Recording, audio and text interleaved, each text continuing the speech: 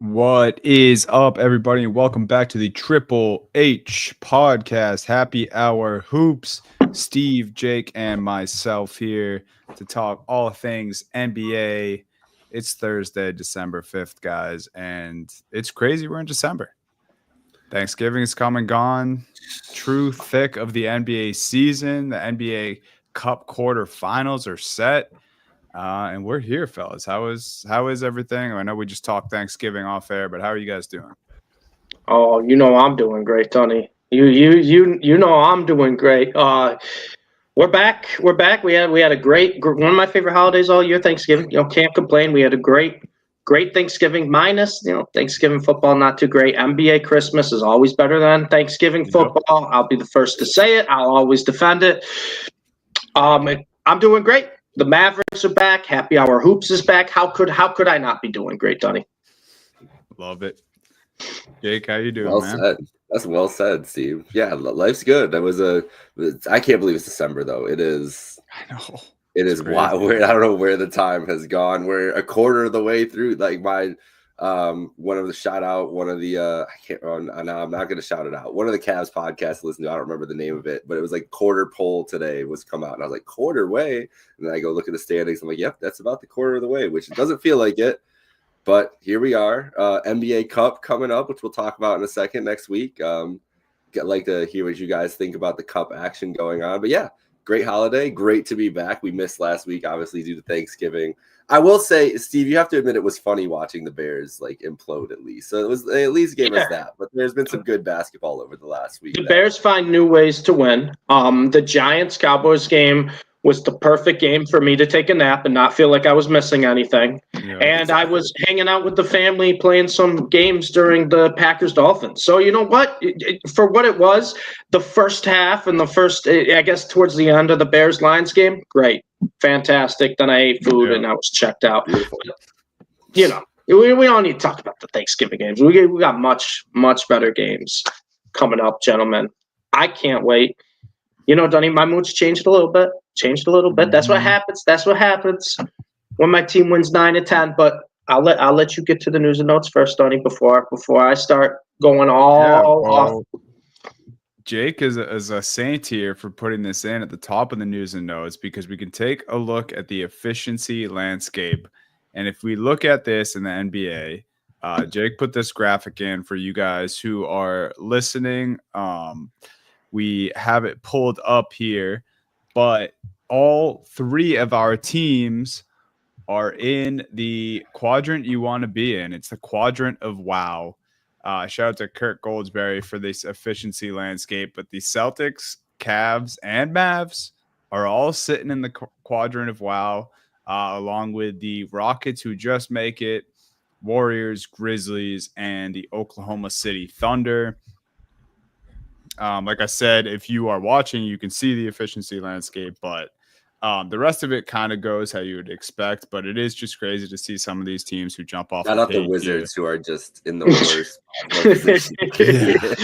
Worst net, worst offense, worst defense. That's why they're not winning many games. Crazy. I'm surprised by the right in the center here, the Spurs, who I was literally just about to say. There we go. Look at that. We've been doing this for a while, Dunny. It's crazy. I would not have expected that. They've been fun this year, but not there. I guess they are above 500. That West is kind of crazy, but the Spurs, they're playing some sustainable basketball. It seems like. How about the Knicks too? Look at the defense for the Knicks and just. All right, so the Knicks. It's interesting because the Knicks have basically decided like we're just a new team this year, and now it's kind of working that they're kind of meshing it around it where they've picked it up the last couple. I declared the Knicks dead a couple weeks ago, and I think I have to reel back on that. They're 8-2 in their last 10, but the East just figured it out in the last 10 games, which will Milwaukee started winning some games. Yeah, Milwaukee being in the middle after their start is pretty crazy there, and then Orlando without Paolo, while they are not surprising though with Orlando, because usually you would think defense with Orlando, especially without Paolo, right? Yeah, Franz has just been a monster, and it's a great point. Paolo is a guy who is, I think, when he comes back, he's a guy who can fit seamlessly wherever he needs to. Like Paolo could do anything. And Paolo doesn't seem like a guy who's going to be like demanding the ball back. So kind of working with Franz because Franz didn't have a good summer. And he struggled a little bit then, but he struggled at the end of last season too. Yeah, his shots especially in that series against Cleveland couldn't hit a three for anything. So this is really encouraging for him to do without Paolo, and I don't think they should be worried when they have to come back, like integrating that in there. I think their offense will be just fine. Yeah, I agree that the biggest surprise to this might be the Warriors still sitting in the quadrant of WoW after I believe they've lost 5 straight now. Yeah. They had such a good point differential and start to the season, though. I think that kind of helps them there.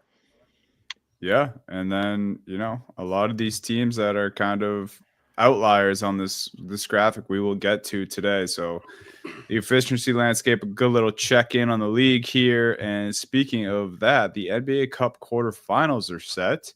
Tuesday next week, we have Magic at Bucks, Mavericks at Thunder. Wednesday, we have Hawks, Knicks, Warriors, Rockets. Just quick thoughts, NBA Cup so far. I despise some of the courts. I can tolerate some of the courts, and I'm pretty neutral, would rather just normal courts most of the time. But the gameplay has been cool for me. I like it. I like how it's a different feel than regular NBA season or regular NBA regular season games. I like that it kind of gets a crowd of non-basketball fans watching for some reason too. I feel like I hear more people who don't normally talk basketball talk about the NBA Cup games, which if they're just asking like what's going on with these basketball games, right? I feel like that's kind of the point, right? Yeah, and I think maybe that might have been behind the thinking of this idea for Adam Silver and the rest of the guys in the NBA who make those decisions, because people definitely talk about it. The point differential thing makes end of games crazy, and that gets people talking for days to come after these. I think the last minute of the Cavs Celtics took 17 real-time minutes or something like that. Yeah, so it's nuts. But what are your guys' thoughts on the Cup so far as we're set for the quarterfinals? I hate the courts. I think that's the first thing. I hate the courts. As someone who is one of those colorblind people, the courts suck with certain games. It's a tough watch. But I do love the point differential, and I think it's a good way. I think there's incentive. I do think there's some teams that don't care as much as other ones. Dunny, your team, if they cared, they'd be in the quarterfinals. I truly kind of believe that. But in all honesty, I do kind of like it because you're seeing kind of the starters in playoff type scenarios on the court, if that makes sense, right? You're kind of seeing these guys play the amount of minutes because of the point differential that they would if it was a playoff series. And yeah, it doesn't hold that type of weight, and maybe it's not the exact same, but it gives you kind of a little preview, especially for some of these teams that might be more inexperienced. And when we look into the quarterfinals, a team like the Houston Rockets, they get to play the Golden State Warriors again in kind of a playoff-like game. The Rockets have been one of the better surprises, I would say, of this NBA season so far, just the way they're playing, the depth they have and everything. So it's a chance to kind of see how that team is going to play in kind of like a playoff type situation. Another team, which I think we were kind of dead wrong on, and I have completely 180'd on this team, is the Atlanta Hawks, where the Atlanta Hawks now get to play the New York Knicks. We know that rivalry in the past of Ice Trae in the Garden. Yeah. But it's just another situation where, you're going to kind of see these rivalries start to build up a little bit. You're going to start to see them kind of feel more like the postseason. The Mavericks Thunder, how that rivalry was all of last year with the MVP chase between Luka and Shea. And now, a chance to play in kind of that quarterfinal, one game. Let's see what you got. NBA Cup style. I like it. I personally enjoy watching these games if it wasn't for the courts, because like I said, you see more the starters, you see the main players for more of the game. I think I want to say it was Orlando against the Knicks, where Orlando was getting absolutely clobbered and their starters were still in because of the point differential. Like they had to keep playing them. It was Magic Knicks because if the Magic had won that game by 37, the Celtics would have got in. Or if they had lost by 37, So I think that's cool, right? Because Yeah, it is. it's still It is, like, yeah, you lost the game. Yeah, you're getting killed. But any other game, we're not seeing anyone we even recognize probably the entire fourth quarter on either team. That's when you're going as deep down the bench. But now it's like they're kind of still playing for something.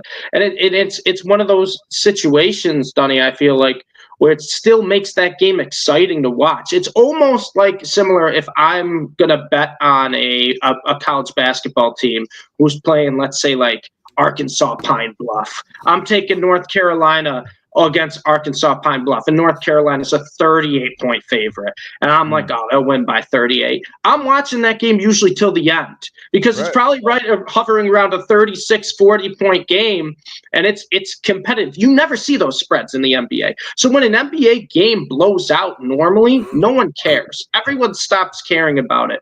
But in this situation in the NBA Cup, it felt like those blowouts, both fans on either team were still so invested because A, the starters were playing, and B, they were playing basically just at that point just to either minimize the damage or get as big of a lead as they can, even in the early games, because you never knew how important that point differential would be. And I thought that was very, very cool because I think that did something that most regular season sports, mainly baseball, mainly NBA, mainly NHL, because of how long their seasons are, struggle with. And that's making every regular season game feel important. And I think the NBA Cup did a good job of that with implementing kind of the point differential and having these teams play their starters, because it's like, you know what, we are down 24, but let's try to make this a 10-point loss instead of letting it get to 30. Yeah. Well said. I like it. It's also, I know most NBA fans probably don't really care about this, but it also gives like the broadcasters something to talk about, because I was tuned into that Magic Knicks game the other night, and they kept bringing up how it was a blowout, but they're like, there's actually things that matter here. Right. And they're tracking the point score. I know you brought up gambling as far as spreads go, but I'm sure, you know, NBA fans who are maybe on the fence and who are also gamblers, I'm sure this brings in a different group of those type of people to watch these games. So it's definitely interesting. Year 2 with the NBA Cup, I think I'm starting to like it more than I ever thought I would. They're much more different games than I think I understood last year, and I'm here for it. I like it. I think it spices things up. I think it's, a time of year where people maybe stop caring about the NBA or haven't even started caring about the NBA just because of where the NFL season's at. And this, I think, brings in new eyes and then probably, excites the people who are going to be watching anyway. So if you guys had to pick one team to run away with the money in the NBA Cup, who you got?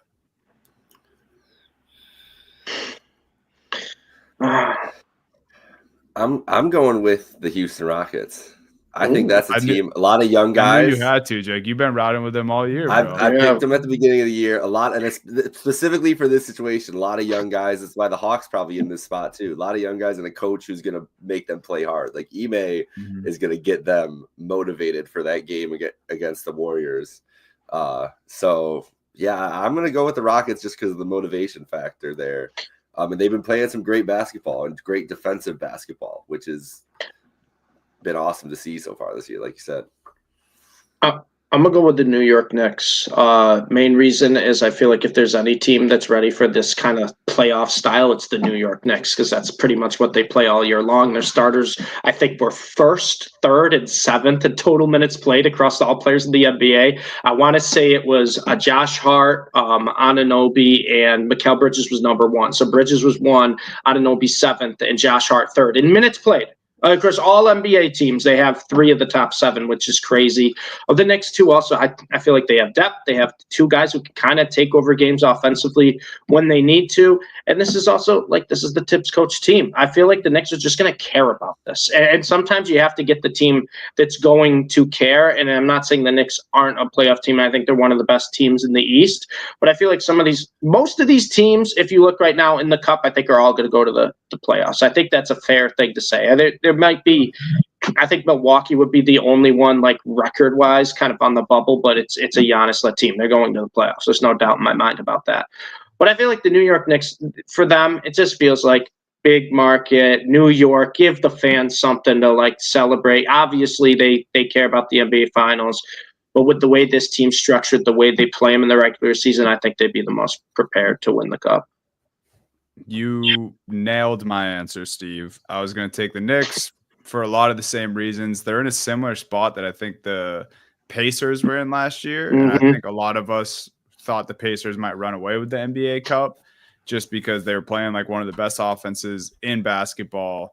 I remember this part of the season, everyone's like, holy shit, the Indiana Pacers. That's kind of what everyone's saying about the Knicks right now. We saw their offense on the efficiency landscape. So they're balling. You mentioned it. They got guys like Brunson. They got guys like Cat, and Tibbs is going to play his guys into the ground, whether it's a regular season game or an NBA Cup game.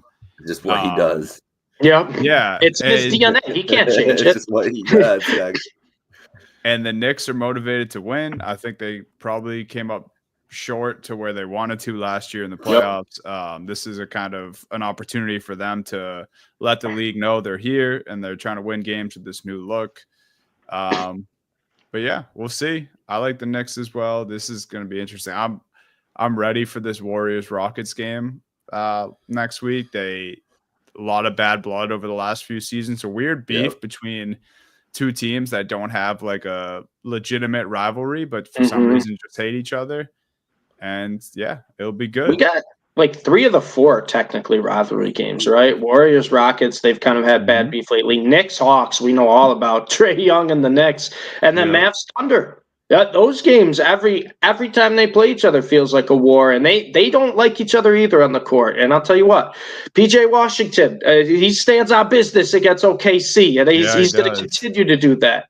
So we might even get some early. Go ahead, Jake. We're both too kind. I was just gonna say we might. I was gonna say we might get some early SGA Luka narratives. Yeah, we might. You know what? They keep the narratives going all they want because the Mavs won the playoff series. Luka's been stop it. They got to stop. They're force feeding that. I saw. I'm not gonna rant, but I saw like, oh, who's the best young player you want in the NBA? And they don't put Luka in there, but they put Shea with Ant-Man and Wemby. Stop it. Shea's older than Luka. Luka's better. Just accept it. Let's move past it. It's over. Shea's a great player. Top 5 in the league. He's not top 3. I'm done. All right, go ahead, Steve. I don't even need to follow that up. Mine was just going to be it's just going to be about the Rockets Warriors. We're good though. Let's keep it rolling. Yeah, so that was our little NBA Cup preview that right there. We'll obviously talk much more about it next week after these games are played. So follow along on Twitter and all socials. I'm sure we'll have some coverage of the NBA Cup there. We just talked about a bunch of teams that we're familiar with. A team that many, probably all, aren't familiar with is the Toronto Tempo, the newest WNBA franchise. So the WNBA expanding, making moves here. I don't think it should be a surprise to anyone. I think after the boom in popularity the WNBA had this past year, just between Caitlin Clark and Angel Reese and just the big shots that were happening throughout the finals and the playoffs for the WNBA. I mean, just a really supersonic rise for this sport and this league, and here they are expanding.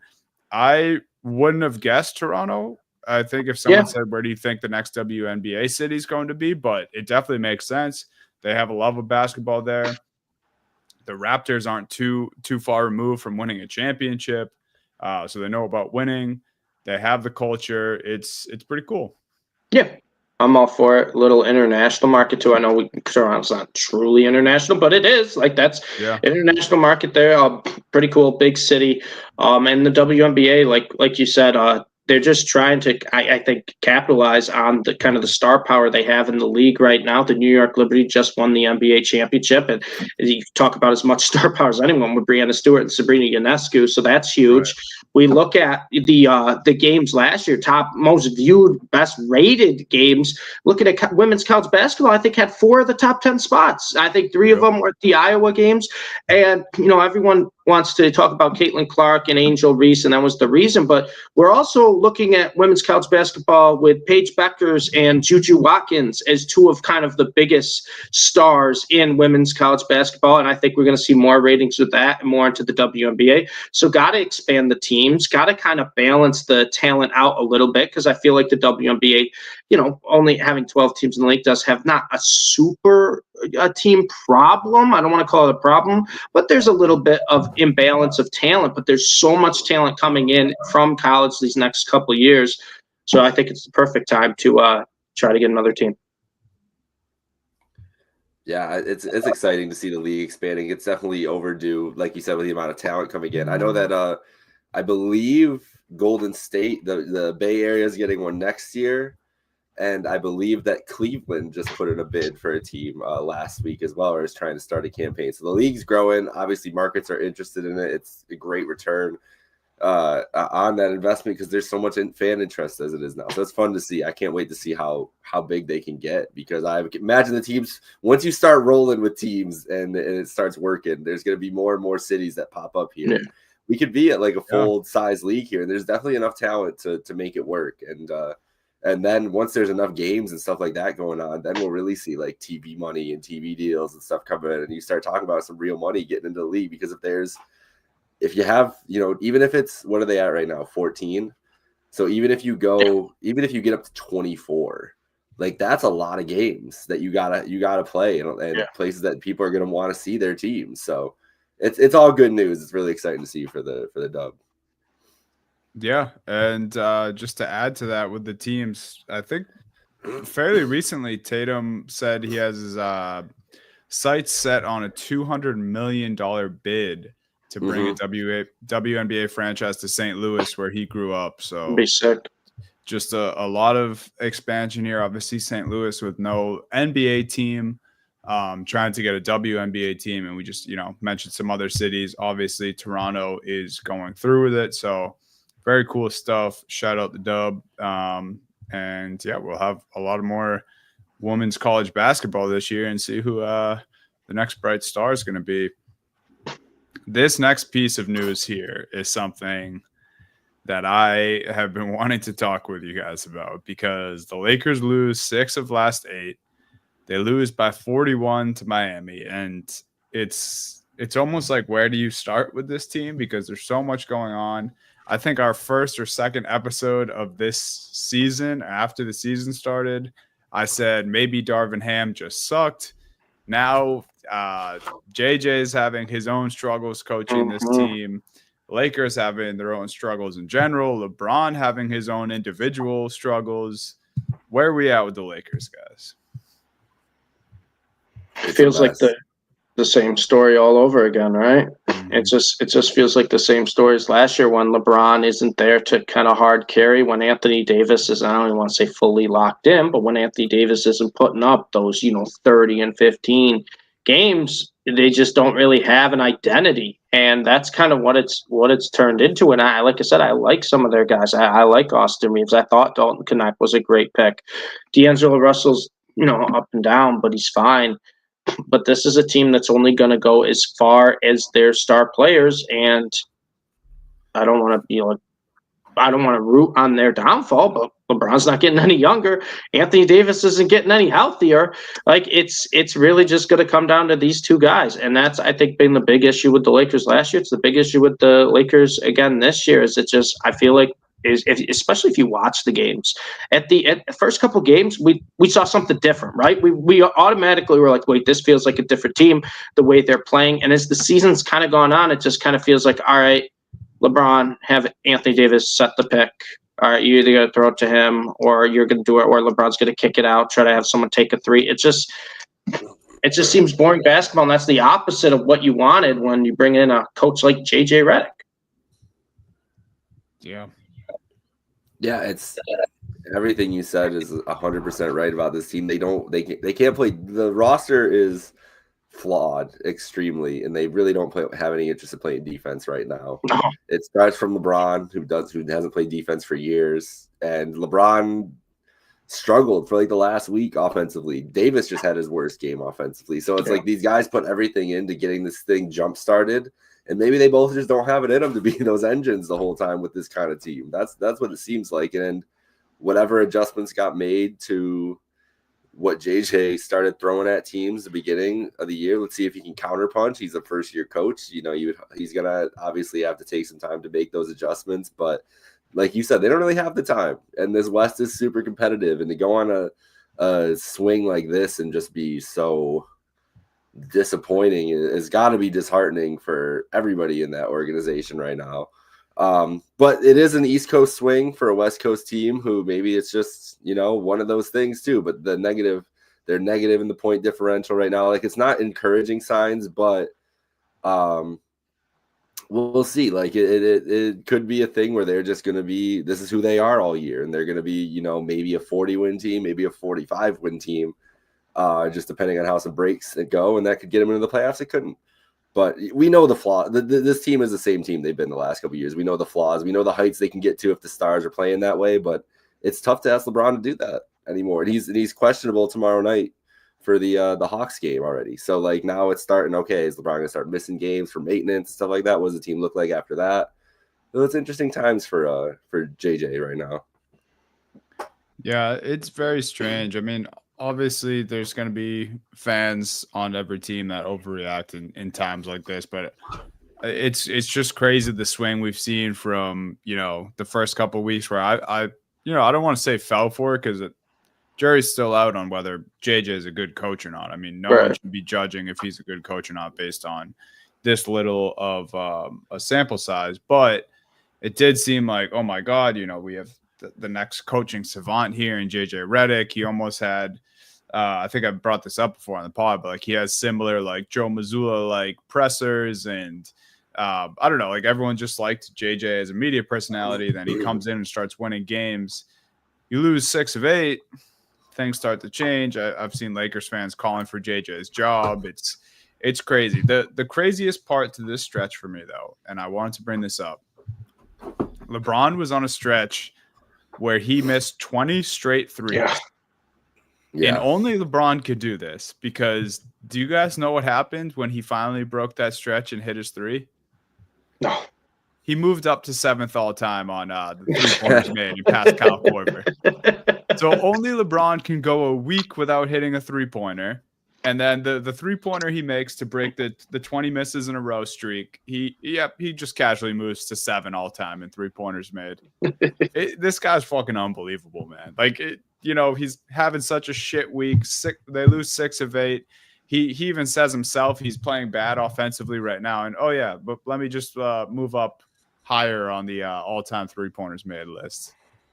It's getting hard to find a top 10 all-time NBA list that doesn't have LeBron James' name on it. Exactly. It's getting hard. It's getting hard at this point. It's crazy.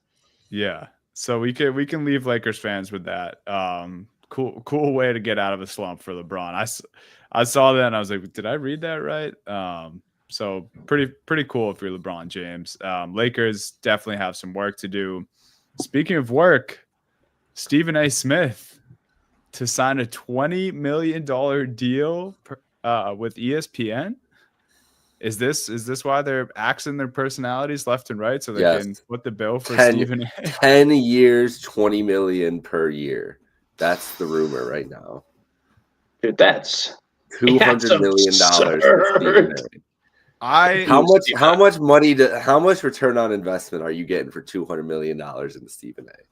I mean, like, Stephen A gets clicks. I will say that he does. He's very $200 million though. Is he worth $200 million? Did that many people really want to hear him talk? Maybe I'm in the wrong here, but I was like baffled at. Is he going to be like all 3 seats on First Take? Is just going to be 3 Stephen A's? Molly and Mad Dog are gone. Well, that show, I don't know. The fact that it's even named First Take at this point, it isn't just like the Stephen A. Smith Hour or something or whatever you want to call it. They might do better if it was named that, honestly, at this point. I think Stephen A is kind of the perfect type of person to cater towards your average Joe fan, where Yes. whoever, if they're just going to turn on a sports talk show in the morning, like that's kind of the personality. That's the guy you want. You can't. I'm not the biggest Stephen A. Smith fan in terms of his takes, but in terms of like who he is and the way he approaches everything, and you have to give the man credit. Like one thing I loved about Stephen A. what he said is he's like, anyone can become Stephen A. You can't just become LeBron James. If you're like, I want to be LeBron James, so you can't. He's like, you can become Stephen A. He's like, you just have to put the work in. You have to put the time in. And Stephen A. works as hard as anyone. He did that. He became this type of juggernaut media personality. So, I don't know what they are worth at this point, right? It's worth as much as they're going to pay you. And if you're Stephen A., you get $20 million a year. I don't think you say no to that. But it also feels like a deal to keep him around too, right? To not let him go elsewhere. Not that I think he'd leave, but sometimes you got to play to the market, and maybe that's what the market's at. Maybe there was someone else reaching out. I'm sure Amazon and NBC were coming with some big money offers to see some basketball. Yep. Then you have, all the gambling companies as well throwing their money at whoever these days to get. So yeah, I guess it makes sense when it all boils down for ESPN. I mean, shout out Stephen A, dude, get your bag. 20 million. Crazy. So yeah, you guys will be seeing Stephen A scream on your local television for a lot longer, it seems like. Last bullet point here in the news: Durant to miss 1 to 2 weeks, Zion out at least 2 more weeks. The Zion thing, I don't know what's going on there. Durant, it just sucks, man. Like I just love watching Durant play basketball. So anytime he's out, I get sad. And it's kind of as simple as that for me. No, I agree. And at this point too, honestly, like, yeah. And if you guys want, we can get right into the 3 big things here, because mine just so happens to segue perfectly. And for my big thing this week, I want to pose it to you guys as a question. I'm not saying we have to do this. I'm not saying this is correct, but it's just something I thought of over the last week. One, the memes got me about Zion, just showing him at age 24 and then LeBron at age 41, and just the difference of how they take care of each other. And then I got to thinking about Zion's just inability to stay on the basketball court, the state that the Pelicans are in right now, and where they could be if he could stay on the court.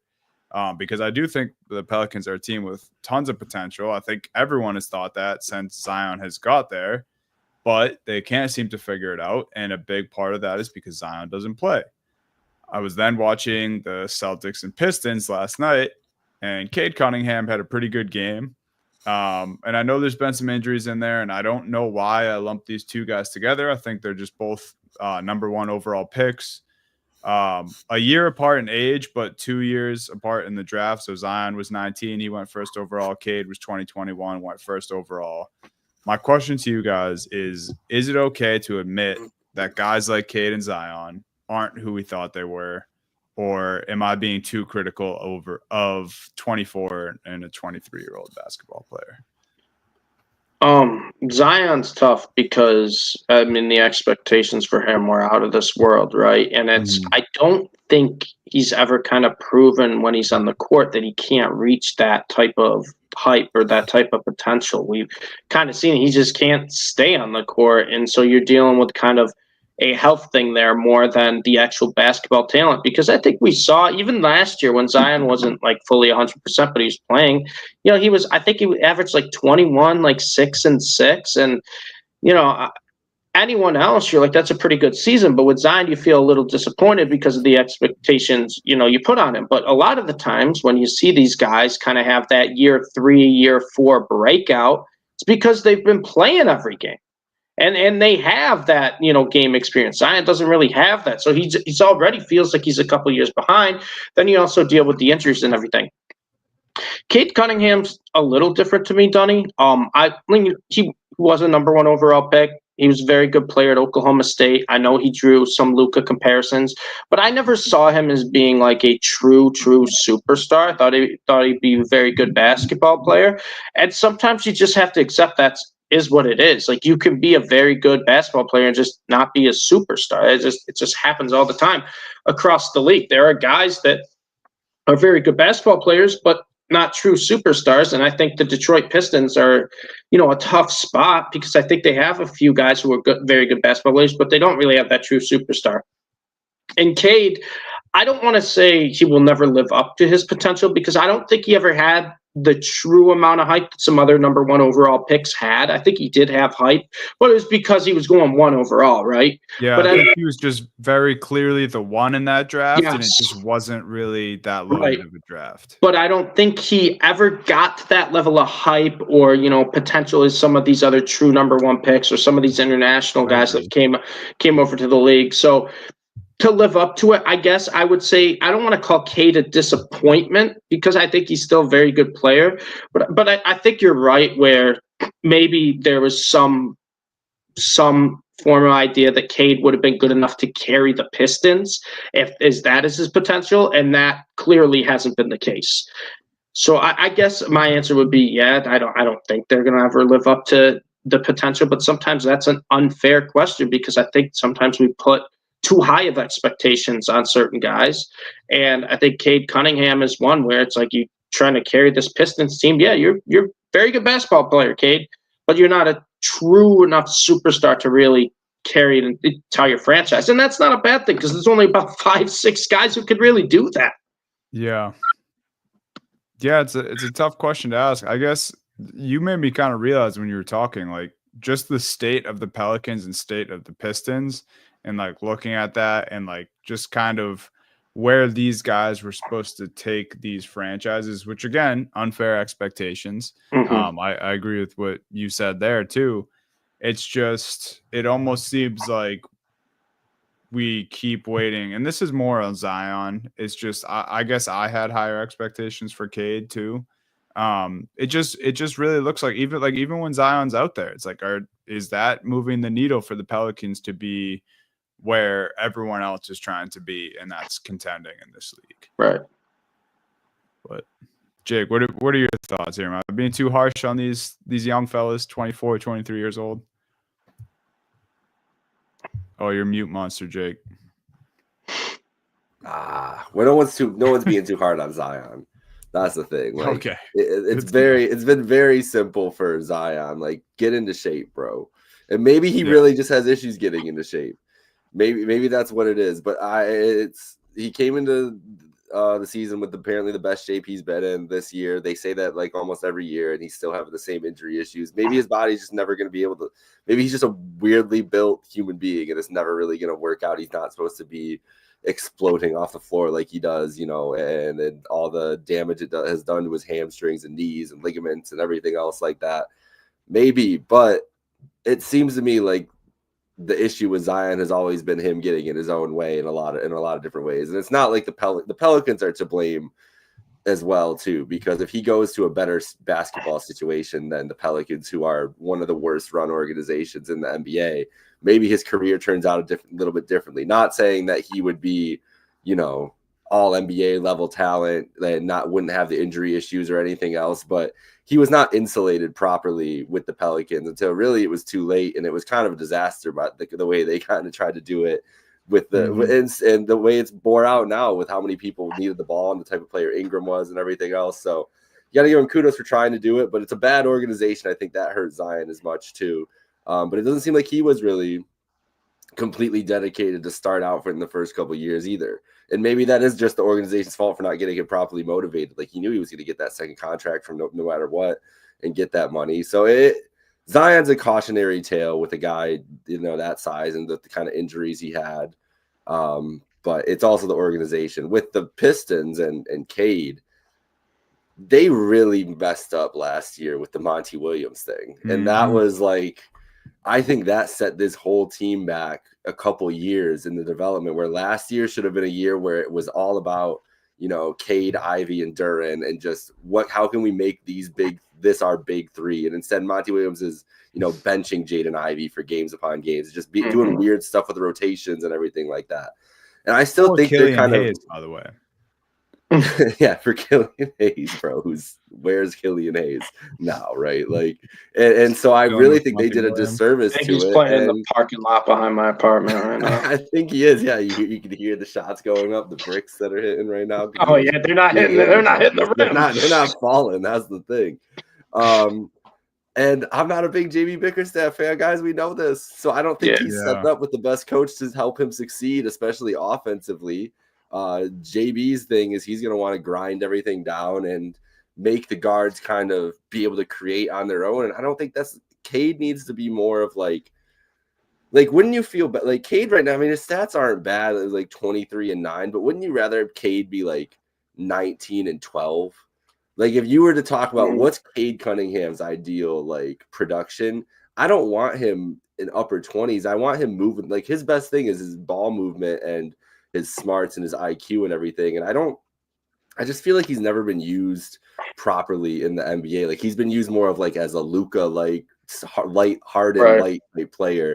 And I'm sure he can do that too, to an extent. But I think his best use is being like the connector for all these other guys on this team. And he's never been used like that. And JB Bickerstaff is not going to use him like that. So I think these are two guys uber talented who were put into pretty bad situations and that they haven't really recovered from that too. So that's the tough part.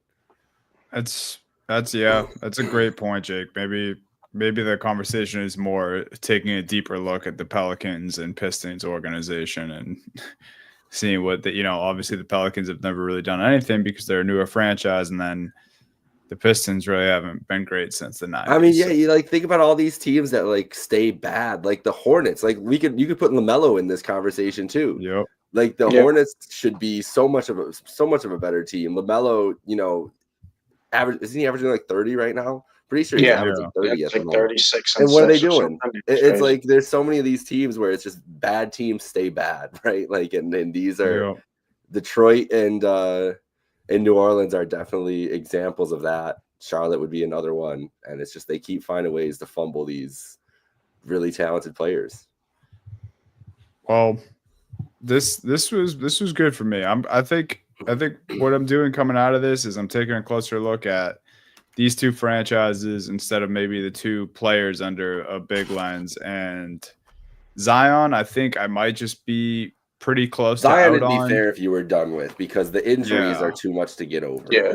Like it's hard. It's like just, another 2 weeks today is what it said, right? Like I guess what I'm out on about Zion is just the fact that I don't want to keep hearing about the Pelicans' potential or his individual potential until we see a little more. Because before, year one and year two, where he couldn't get on the court, it was like, okay, let's see it. And then there was let's get him and Barrett to play together while Duke days were still fresh in our mind. I'm like, all right, I'm here for that too. But I don't really want to hear how good the Pelicans might be when Zion and everyone gets back on the court together, or Ingram and Zion's going to work this year. I think I'm just done with it, man. And Cade, I think might have just been prisoner of the moment watching Celtics Pistons last night and just wondering when he was going to start popping off. But we'll see.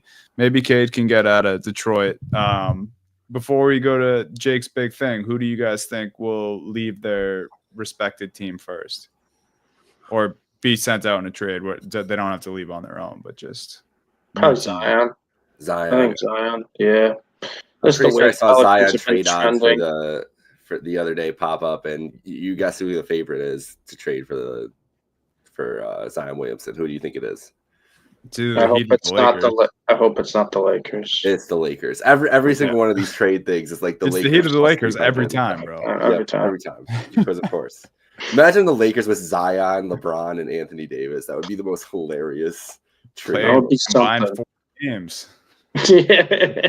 Well, I don't want to do it. LeBron would play the most out of all 3 of them. So probably true. I don't know. No, I'm just saying. Jake, what's your big thing?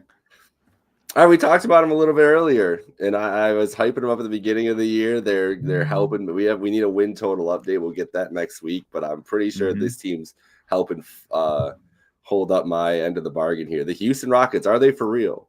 Is this a team right now, the plus 7.4 differential, so it's third in the West. There's 15-7 for second place in the West. They have so much depth and so many different options. And we're all big Ime Udoka fans here, I think, with the way he can coach. And this dude, he is coaching them to one of the best defenses in the NBA, much like he did a couple years ago with Boston and how good defensively they were.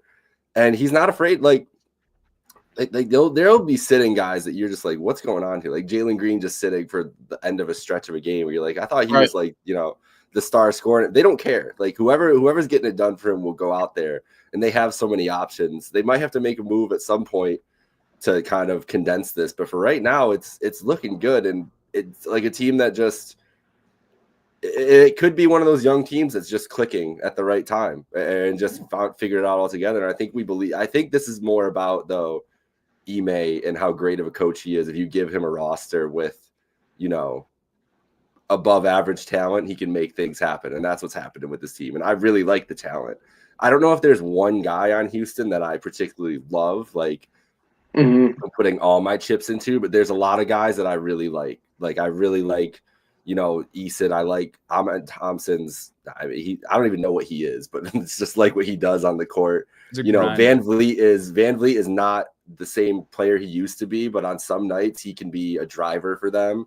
It's a really nice. It's like between him and Green, they both kind of balance each other out because they could both be so erratic. Like they just have answers for all their holes. I feel like directly on their roster. If someone's slacking, they can kind of just change it up. It's a really impressive makeup of the team, and the coach has been impressive for 2 years straight now. Yeah.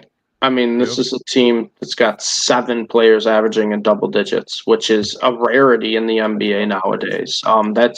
That's crazy. And like you said, this is a team that's kind of built on their defense. That Ime Udoka, that's kind of just what happens when he comes into. That's the culture he kind of builds. And it's a team that's, very athletic across the board. Everyone who starts for them, the guys who come off the bench, like Tari Eason, Ahmed Thompson, Cam Whitmore, those guys off the bench, they're all athletic freaks.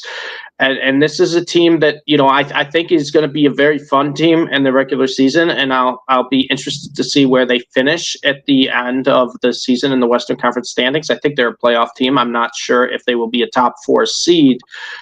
But the one thing that kind of concerns me, Jake, and you brought it up a little bit, and I kind of think it's more of a red flag than maybe a green one, is kind of the erraticness of certain players with like Jalen Green and Fred VanVleet, because I've talked about this every single year after year, that once we get to the playoffs, your team's only going to go as far as how your superstars want to carry you. And I think, Dunny, you know this as well as anyone, is yes, it's a team sport. The NBA is a team game, but at the end of the day, in the playoffs, it is such a star-driven league, and you have to have those guys you can rely on. And I love Alperen Sengun. I think he's the best player on the Houston Rockets. I don't know if he's the guy they can rely on a night-to-night offensively. Jalen Green, like you said, Jake, there's some nights he scores 40, and then there's other nights he has 8 points, and he can't hit water, and that's a big red flag for me. I know he's young. I know there's a lot of young players on this team. Jabari Smith, another one, Ahmed Thompson, and any of these guys can kind of snap at any moment. But there's also times where it almost feels like they could be a liability at times. And defense is only going to carry them so far. You know who they remind me is exactly kind of the Orlando Magic from last year, where the Orlando Magic was a team that was just kind of winning games based on defense, based on chemistry, based on culture. But when it comes to playing one of those top teams at the end, they just didn't have the star power. And that's something you kind of have to develop, or to have a guy step up. And I think there are times when Alperen Sengun can't step up to be that player. I think there are times when Jalen Green can step up to be that superstar. I think there are times when Fred VanVleet can channel his Toronto Raptor and have 30-point nights. Like, I do think there are times for all those guys, but the consistency just isn't there. And we're talking about a team in the Western Conference compared to the Eastern Conference. You guys have it made, right? You got your feet up on the lawn chair, hands up behind your head, Celtics and Cavs, you got it made. You got the Knicks out there. They're a little dangerous. Orlando's out there dangerous. You can never count out a Giannis team. But for the most part, there's not many true threats to win the Eastern Conference. Maybe to make some noise in the playoffs, but to truly win the Eastern Conference, not as many threats. You look at the Western Conference, guys, it's a war. It is a war zone. And the Houston Rockets, even though right now they're playing like one of the best teams, and I love their depth, and I think they have one of the deepest rosters. I think they're one of the best defensive teams. But if we were to go ahead right now, guys, and go through what we think are probably the top 10 teams in the Western Conference, and then of those 10 teams, we rank them just solely based on their best player or best two players, the Rockets are going to rank low. And I love Alperen Sengun. I do. He's one of my favorite players to watch. I think Jalen Green's a great basketball player. But at the end of the day, you need those kind of superstars to just get you over the hump, especially when you get to kind of those playoff games. And the Rockets, that's where they lack a little bit because of the inconsistency. And I don't want to say they're not for real, but for me, I think, it's a great start, but I think the Rockets are kind of a team we might see kind of fade off a little bit, and just once it gets to the playoffs, it wouldn't be a surprise first round exit. Yeah, I think that all makes sense. I guess my thing here would be like, what do we actually consider for real, which I think kind of is the point Steve was making there. Like, yes, they're really good. And, he said at the beginning there about the star talent, and you kind of need one of those guys in this league. So they don't really have that, or at least no one has emerged as that yet on this team.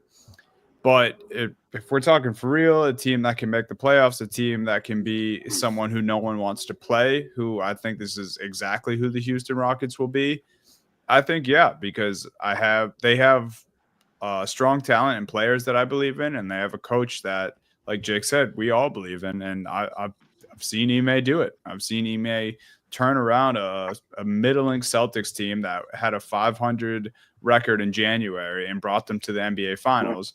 Obviously, that Celtics team is a lot more talented than this Rockets team, but he's doing it again. He's getting production. He's getting the best out of these guys.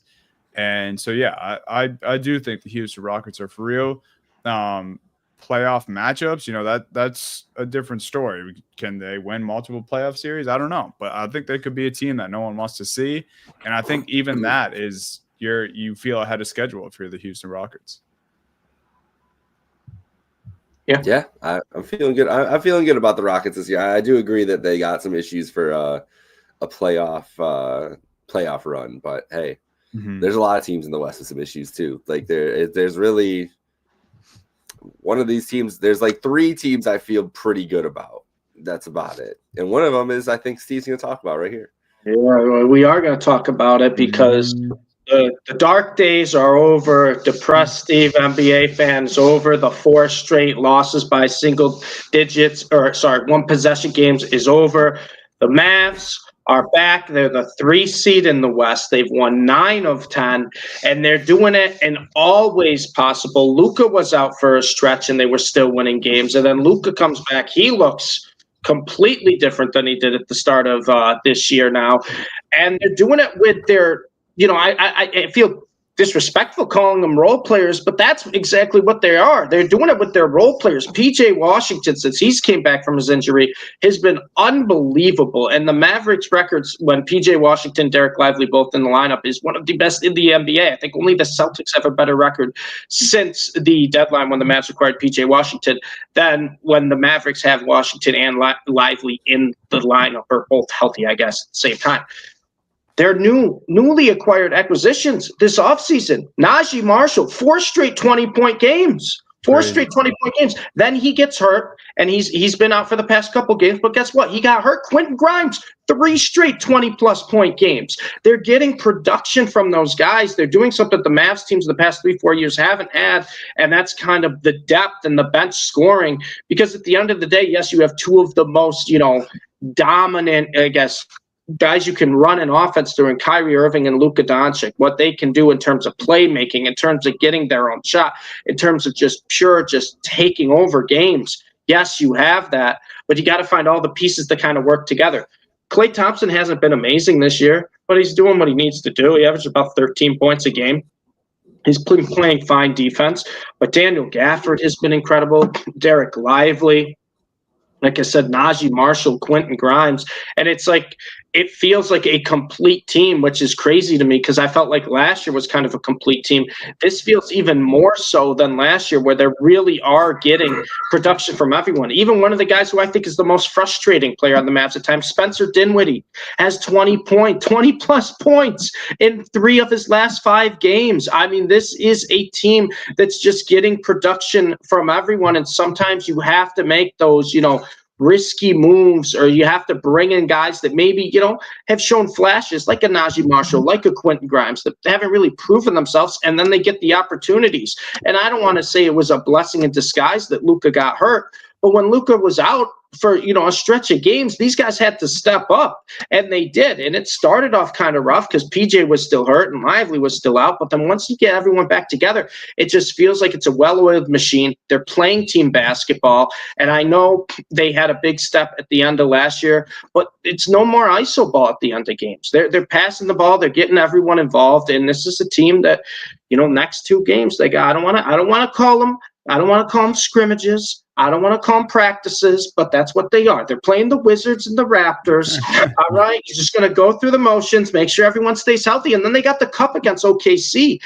And that's going to be an interesting game for me because the Mavs beat OKC earlier. PJ Washington 27-17 in that game. And nobody plays better against OKC than PJ Washington. But now you get the cup game, kind of that playoff feel again. And I know OKC, the team they want to beat more than anyone, is the Dallas Mavericks right now. But I've just heard this talk so much. Thunder are the best, Thunder are the best, Thunder are the best team. Not just in the West, some people are saying in the league. And I know they're missing Chet Holmgren. And I have been on the Thunder side. I picked them to go to the NBA Finals this year. I picked them to go to the NBA Finals last year.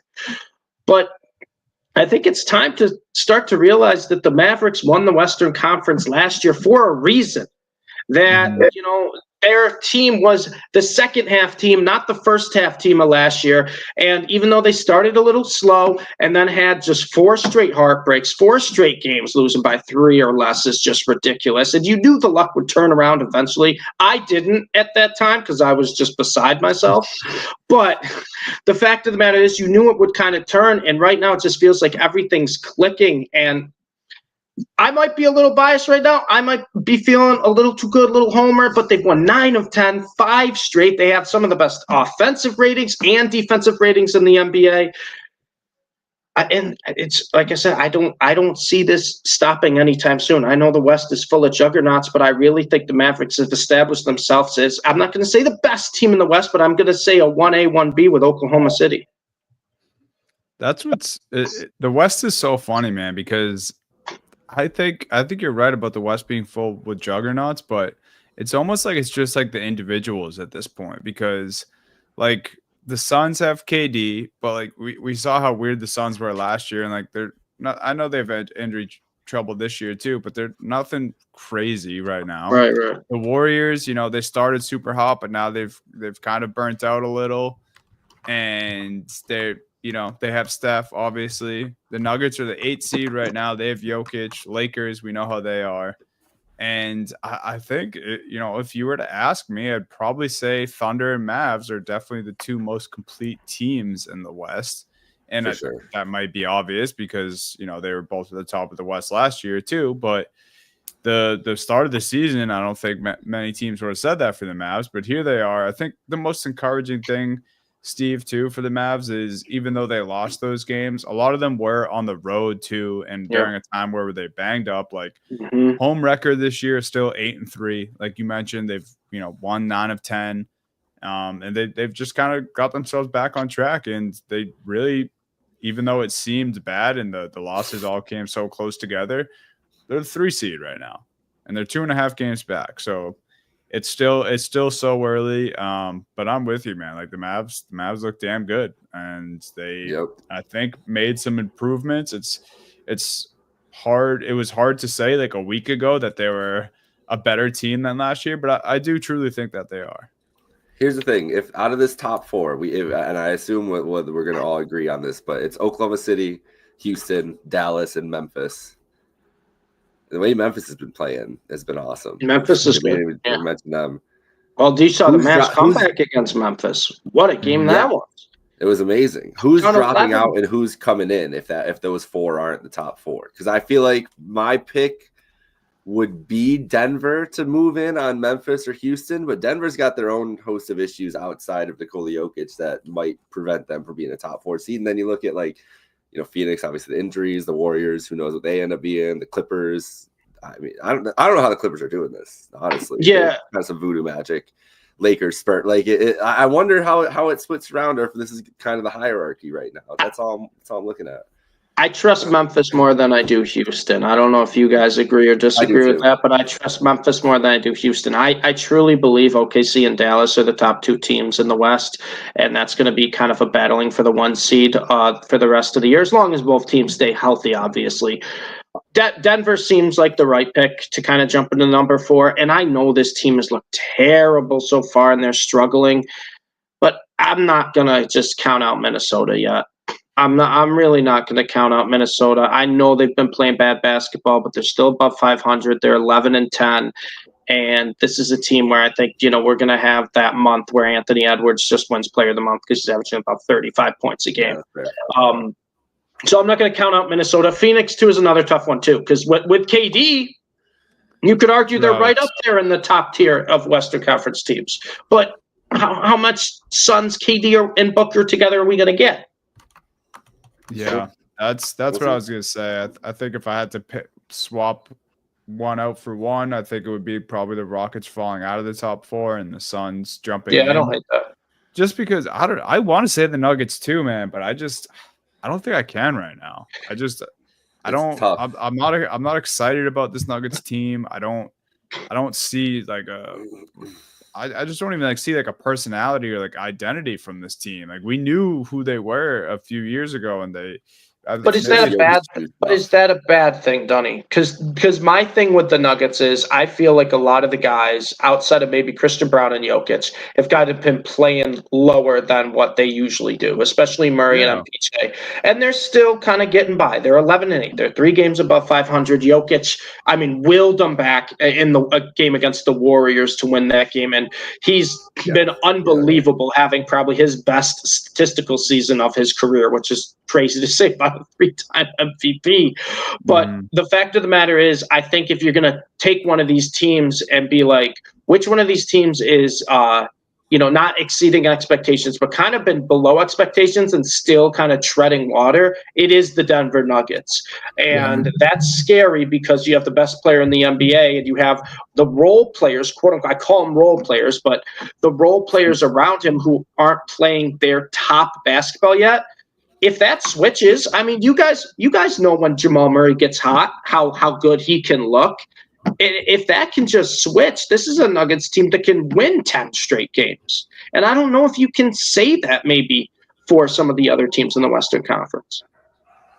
Yeah, no, I think you're right. I think that's why I can't truly and not quit the Nuggets, but they just give me a very strange vibe this year, and I think I had much higher expectations, and I don't know, the Warriors are always weird too. They're just sitting there as the 6th seed. We saw that they were in that wow quadrant on the efficiency landscape. So the West is weird. It's crazy tight right now. What the Lakers or the Spurs are the 10 seed. Yeah. Timberwolves are 11 seed, and they're both only 5 games back. And the Spurs, Stephon Castle's looking really good now. They got Devin Vassell back, and he's looking like a bucket again. The Spurs are another team that could be sneaky. So I'm excited to see how kind of the West evolves. Also, too, real quick, I wanted to say this earlier, but shout out Nico Harrison. We talk about the Mavericks and where they are now because of the moves they've made over the past 2-3 years. Shout out Nico Harrison. The Mavs would not be here without some of the moves they made, some of the risks they've taken. It just seems like it's all worked out, and I feel like every single role player they get, I fall in love with. I wanted to run through a wall for Najee Marshall during those stretch of games. I don't blame you, man. Basketball's been fun in Dallas, man. So hell yeah, that was the 3 big things. I have something for you guys this week. All right. It's something we haven't had in a while, guys. I'm bringing back Dunny's old man take of the week. Hey, here we go.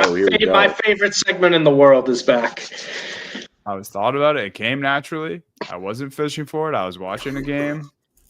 And I said to myself, guys, I think this is something that could fix people who don't like as many threes as we're seeing, and just something that could just make the game better in general. I think we need to start calling more travels on step backs and gathers. More specifically, the gathers on threes, whether guys are coming off a screen or just pick and popping, or we saw them try to do this with the Harden step back a few years ago, where they started to call guys on it. But too many guys who aren't James Harden do it and just blatantly travel. There's too many guys coming off screens who catch, take their 2 steps, then set their feet a little more so they're ready to shoot when they realize how wide open they are. It's calls that maybe don't affect the game all that entirely when they're missed, but I think it can slow down on the volume of 3-point shooting, which I know some fans don't like. Obviously, some fans love it. And I just think it's a way we can police the game a little better. I think more travels need to be called in the NBA, more specifically on the things I talked about, but just in general. I mean, watch an NBA game. You can find yourself 5 travels in that game, I'm sure. Yeah. That is for sure. Yeah, you're right on that. I don't want to disagree with Dunny Old Man take of the week. So all I wanted to see was a Dunny Old Man take. That's all I want. My only concern, Dunny, is I don't like more whistles. I don't like more reasons for whistles for refs to get involved. I really don't like that. I know the threes has kind of been an issue. And I think the big reason, I think Shaq was the one who said this, which kind of surprised me a little bit, is because the 3 balls became so effective and so successful that everyone's just trying to copy each other, right? What do you see when someone has a great strategy or something? You just try to copy it, maybe twist it a little bit, but you're always trying to copy the best. And it just feels like everyone's playing the same style of basketball now. And that's not what we had about 10, 15 years ago when people were playing different styles. Would travels be a way maybe to help it? Maybe. I'll give you a maybe, Dunny. I'll give you a maybe. But my thing is, I don't want more whistles. The NFL tried to do this, right, with the pass interference and everything, and it's just more whistles is bad for the sport. It's bad for people watching. And I don't want them going out there and throwing, elbows at each other. But if we can get the refs less involved and find a way to maybe make it a little less 3 dependent, sure. But I don't know if the refs being able to call more travels is a good thing, because also too, Dunny, if we're talking about the guys who typically, and I say quote unquote travel, we're talking about a lot of big superstars, and what do they like to do? They like to bark. They like to bark at the ref. They like to complain. Giannis, LeBron, Luka, Tatum. We're talking about these guys. Dunny, we're talking about 2 of our guys right now. I would love to complain about getting called for travel. So as much as I love the Dunny Old Man take of the week back, I'm gonna politely disagree. That's fine. I don't know if it's a complete fix. I think maybe we combine those 2 old man takes, where let's make the game more physical, so those ticky-tack fouls aren't being called and those whistles aren't being blown, and maybe let's start to be a little more. Then we combine all 3, because the way to do it is you get rid of the corner and make threes harder. That's how you get people to be more physical. No, here we go again. That's where we go. Jay will not give up until the corner 3 is gone. He wants to play on a triangle-shaped basketball court. No, I want an actual arc. That's what I want. What kind of arc has 2 straight lines? I've never seen that before. Fair enough. Oh man! I told you the way to fix it. Get rid of 3 seconds. Get rid of 3 seconds. I like getting rid of 3 seconds. What if teams could put their own 3-point line, like baseball stadiums? That would be sick, honestly. Like if the Warriors, could you imagine the Warriors is at half court? Yeah. or they're like, we're pushing it all the way back where only Steph can hit. Yeah, it'd be sick. straight line across. You just someone has like the Fenway Green Monster where you literally have like a wall and then it's just the shortest 3-point arc cutting into the paint on the right side. Or like one half of the court's way shorter than the other. So in the second half, when you're on that end, your threes are just way shorter to make. Just blatant home court advantage. Absolute blatant home court advantage. That would change the styles up. That's for sure. Sure. Yeah. Play different. I don't know if we're playing basketball at that point, but yeah, definitely would. Something different. The old man of the take of the week just did some serious damage to the show. Yeah, we all have different ideas for the future. Yeah. How about this? If you throw it off the backboard to yourself and dunk it, it's 4 points.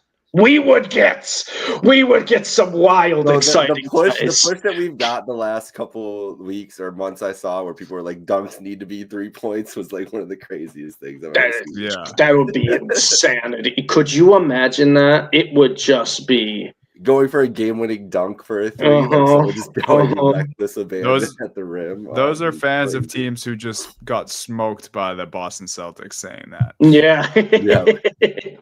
The shot chart would literally just be right under the hoop and outside the arc. Mid-range would never exist.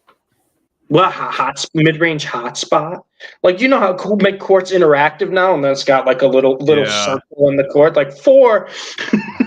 DeMar DeRozan would be the greatest of all time. I was going to say KD and DeMar would be the greatest of all time. Are you ready to spin the wheel? Thanks for hearing out my old man take, guys. Of course, Dunny, always. All right, let's see what we got here. Let's go full screen. Please don't give us the Rockets or the Mavs. We've talked a lot of Mavs, I won't say a word if it's the Mavs. I won't say a word. I know you won't. All right, let's go. Oh, no, that's worse. I jinxed us. I should have said no Lakers, and now we're back with the Lakers. This could be the shortest wheel ever if we need to. We talked about the Lakers. The wheel really hates us. I really think the wheel is a troll, and this is Dunny. You got the mute monster. See, the wheel muted Dunny. You won't even let Dunny talk about the Lakers. Steve's got nothing to say. He's just destroyed. He's between the 3-point line, no travels, and the Lakers wheel talk. Steve's got nothing. This literally broke the podcast. The Lakers wheel broke the podcast. Oh, it's all right. We're saved again. I had a mute button on my mic. I didn't even know I had. That's impressive, honestly.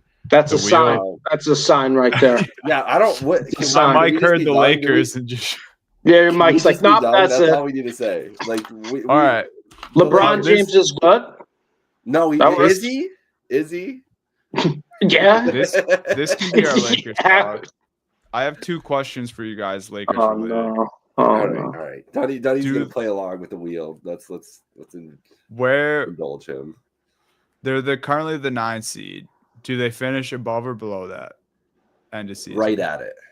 I think they're the 9 seed. Yeah, they're right at the play. They're playing perfect 9 seed. They're playing too. Exactly. Second question. Over under 2.5 years, JJ Redick as the Lakers head coach. Oh, how long does that coincide with LeBron? Yeah, I think it's directly related. Shams was saying that LeBron has. Shams was mentioning a couple weeks ago that next year he thinks is LeBron's last year. So if I'm rolling with what Shams is perpetrating, I'll say under. I say JJ's out with LeBron next year. You think JJ stays in coaching or goes back to media? No, JJ's going back to. He's going to go to ESPN. That's what I think. Amazon Prime or NBC. I think JJ went into coaching. Bag, baby. You know what I think JJ did? I think JJ's a genius because he's like, okay, I could just go into coaching for 2 years. Then all these fat new TV deals are going to be signed by the time that I'm going back out. And who's going to be the biggest free agent once I get fired from the Lakers in TV money? JJ Redick. Amazon's calling him to be their lead analyst. NBC's calling him to be their lead analyst. ESPN's calling him back to be their lead analyst. He's getting the podcast back going. Like, JJ's in a great position, man. I really I commend him for taking the swing and doing this. But I think he also knows that he's going to make like $15 million a year no matter what in media or basketball. Yep. the next couple of years. So I think I'm right there with you. And now, you know what? I will say something about the Lakers. I want to give a little bit of props to the Lakers. I want to give a little props to NBA media, something I never do, because the Lakers have kind of been so irrelevant the last 2 weeks. I haven't had to hear about Bronny.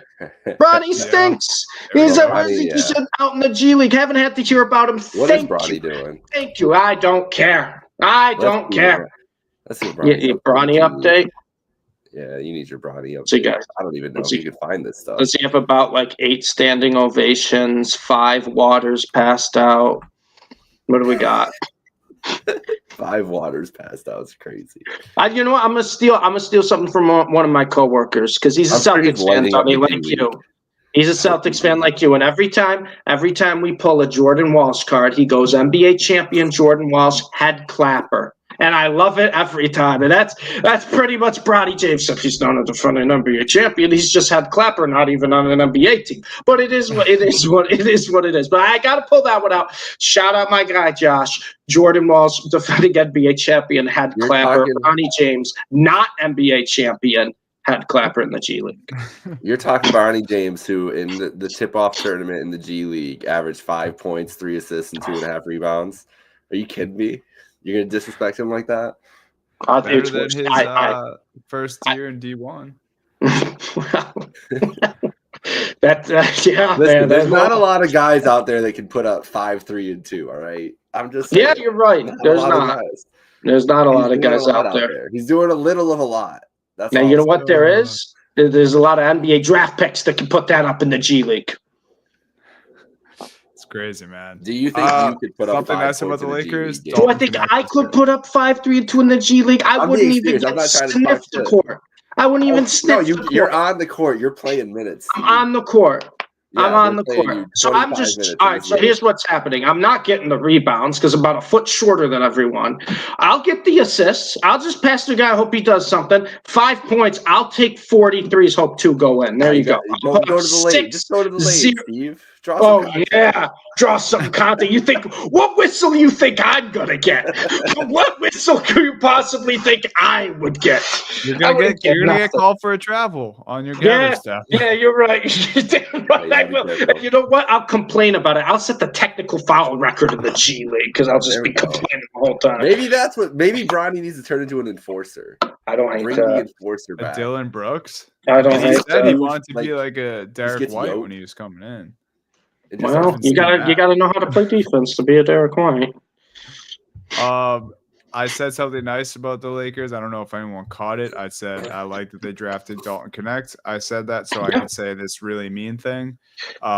They have lost by a combined 70 points in their last 2 games. All right, let's hang on though. Let me give silver lining. 41 points in Miami. We know what happened in Miami. We call that game a wash for the Lakers, who had a little bit of a nice night in Miami. I'm assuming. I'm sure. I'm sure LeBron was over at D Wade's. Did you see how they were playing defense? I hope they had a nice night. I hope they didn't even get back. No, there was one clip. There was one clip that was going around today too. That was crazy. Where dudes didn't even move when you had the ball. It was like in pickup when you're just like down like 14-3 in a game of 16. You're like, I'm just gonna stand here and wait, man. Why am I doing here? Yep. All right, crazy man. There you go, Wheel. Yeah, the wheel's been a troll all year. Wheel stinks. We'll be back. The wheels stinks. Well, the wheel's coming back for revenge on Steve next week. It's going to be the Lakers yet again. Oh no! The only thing I'm just going to throw Bronny into the wheel. That's what's going to happen. I'm going to put Bronny as the 33rd entrant into the wheel, or 31st, and one day it's going to pop up for Steve, and he's not going to know what to do. If the wheel lands on Philly next week, I'm logging off. It's you too. I got some stuff to say about Philly. Go right ahead. I'm so sick of them. Well, let's see what the wheel gives us next week. Let's see what happens. Wait, can I actually real quick? Can I say one thing about Philly? Sure. Jake, I'm mugging off. Pardon my take. Put out this stat today. For you NFL fans, you'll know who this guy is. If you don't, Ricky Pearsall is a NFL rookie wide receiver who plays for the 49ers. He got shot through his chest earlier this year. Yep. And since the NBA season has started, he's played 5 games, and Joel Embiid has played 4. Just in case we don't get, they had a story come out that they are planning for April, May, and June basketball, not November basketball. You got to get there. You're not going to get there. Hey, listen. You have to get there. You can't say that. No, no trust, no process. You cannot say that. You cannot make that claim at 5 and 15. That is outrageous. The process. And they actually drafted a good rookie too in McCain, and they're just flushing everything down the drain. I feel so bad for Jared. I feel so bad too. I saw a TikTok of him. He was in Detroit. He's like, "Oh my God, it's snowing! It's the first time I've ever seen snow. I'm so grateful for life." I'm like, "They're gonna take this away from you, Jared. Get out of there as fast as possible. That joy that you have about life, they're coming for it, bro." We were gonna talk.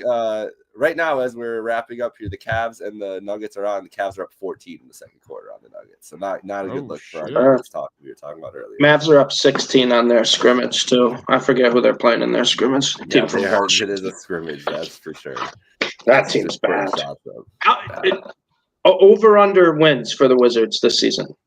What do you think? What should we set the line at? How about I'll set the line.